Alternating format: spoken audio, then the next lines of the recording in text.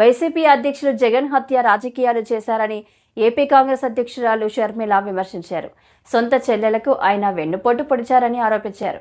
వివేక హంతకులతో జగన్ తిరుగుతున్నారన్నారు. బాబాయ్ హత్యపై ఢిల్లీలో ఎందుకు ధర్నా చేయలేదు అని ఆమె విమర్శించారు. అమరావతి వైకాపా అధ్యక్షుడు జగన్ హత్య రాజకీయాలు చేశారని ఏపీ కాంగ్రెస్ అధ్యక్షురాలు వైఎస్ షర్మిల విమర్శించారు.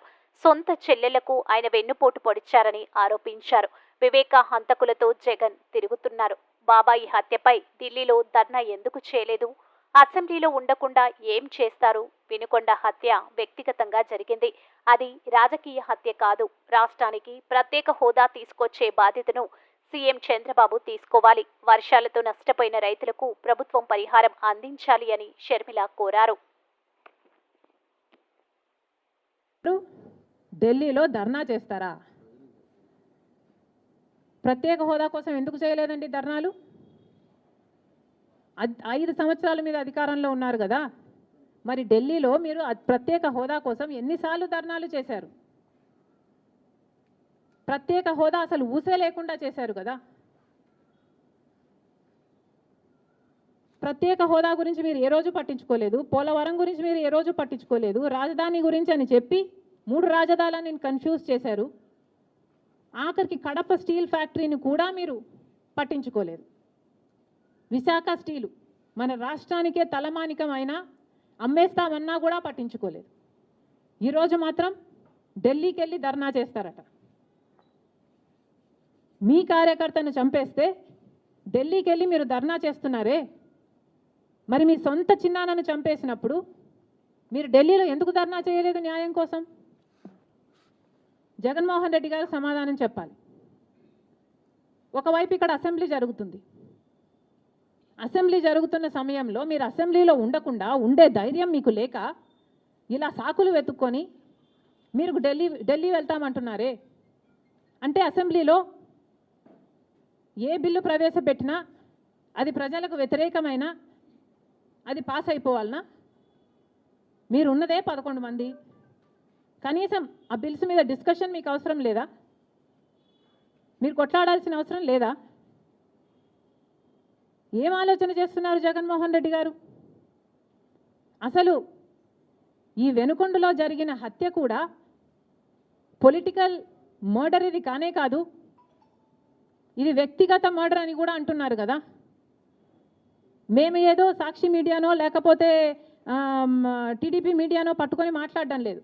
మా ఎంక్వైరీలు మేము చేసుకొని న్యూట్రల్ మీడియాతో లోకల్గా మేము మాట్లాడిన తర్వాత మేము వచ్చిన కన్క్లూషన్ ఏమిటి అంటే ఇది వ్యక్తిగత మర్డర్. మొన్నటి వరకు కూడా హత్య చేసిన వాళ్ళు, హత్య గురైన వాళ్ళు ఇద్దరూ వైసీపీతోనే ఉన్నారు. మరి అలాంటప్పుడు ఇది పొలిటికల్ మర్డర్ ఎలా అవుతుంది? ఈ పొలిటికల్ మర్డర్ అని మీరు చెప్పి మీరు ఢిల్లీకి వెళ్ళి ధర్నా చేస్తున్నారా? దేనికి? మీ ఉనికి కాపాడుకోవడం కోసం, మీ పార్టీ కోసం అని చెప్తున్నారు. ప్రజలు ఏం ఆలోచిస్తారు? ఈరోజు వరదలు వస్తున్నాయి మన రాష్ట్రంలో, వారిని వెళ్ళి పరామర్శించాలని మీకు అనిపించలేదు. కానీ వ్యక్తిగత మర్డర్లో మీ పార్టీకి సంబంధించిన ఇద్దరు కొట్టుకొని చచ్చిపోతే ఈరోజు మీరు ఢిల్లీకి వెళ్ళి ధర్నా చేస్తారా? ప్రజల కోసం మీరు ఎందుకు నిలబడలేదు? మీ పార్టీ వాళ్ళు ఓటేస్తే మీరు గెలిచారా? మీ పార్టీ వాళ్ళ కోసమే మీరు ముఖ్యమంత్రి అయ్యారా? 5 సంవత్సరాలుగా మీరు ప్రజల కోసం పనిచేయలేదు, కానీ ఈరోజు ఢిల్లీకి వెళ్ళి ధర్నా చేస్తారట. సిగ్గుండాలి కదా.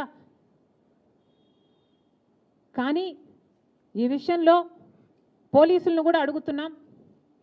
నడి రోడ్డు మీద ఇలా హత్యలు చేసుకుంటుంటే పోలీసులు ఏం చేస్తున్నారు?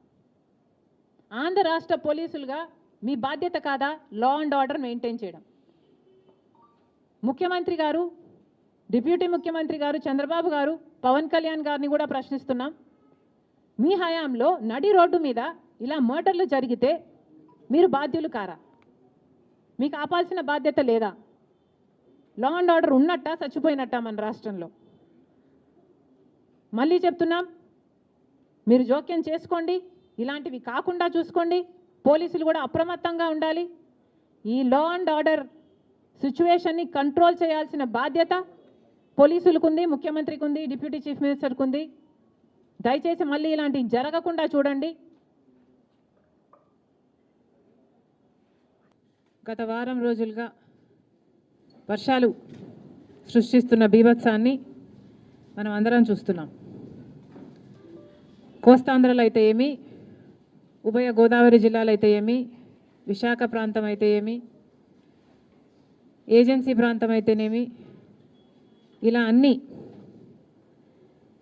దాదాపుగా మునిగిపోయాయి. లక్షల ఎకరాలలో పంట నష్టం జరిగింది. వేల కోట్ల ఆస్తి నష్టం కూడా జరిగింది.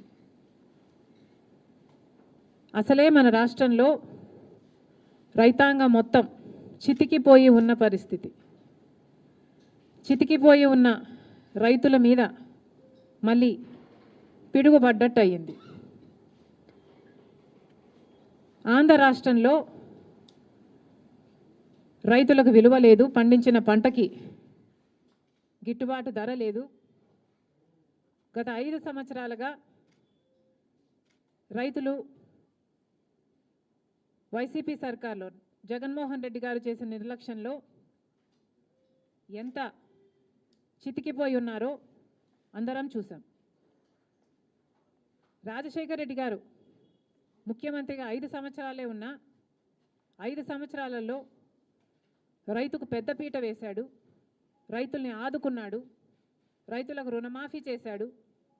ఎన్నో పథకాలు రైతుల కోసమే చేసిన వ్యక్తి, రైతు పక్షపాతిగా నిలిచిన వ్యక్తి రాజశేఖర్ రెడ్డి గారు. కనీసం రాజశేఖర్ రెడ్డి